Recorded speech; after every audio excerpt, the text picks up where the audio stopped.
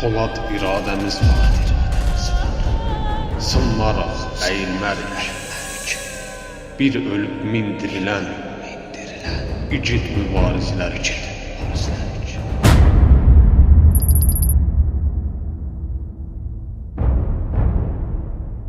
Bugün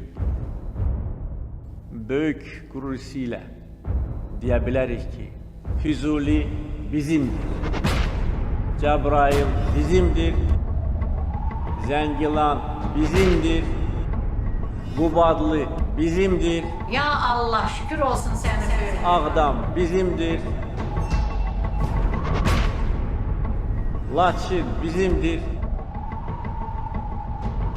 Kelbecer bizimdir. Şuşa bizimdir. Qarabağ bizimdir. Qarabağ Azerbaycan. Eşk olsun Azerbaycan halkına. Yaşasın Azerbaycan. Azerbaycan. 44 günə min ilin tarixini yazmışıq. Qarabağ Azərbaycandır. Biz zəfər qazanmışıq.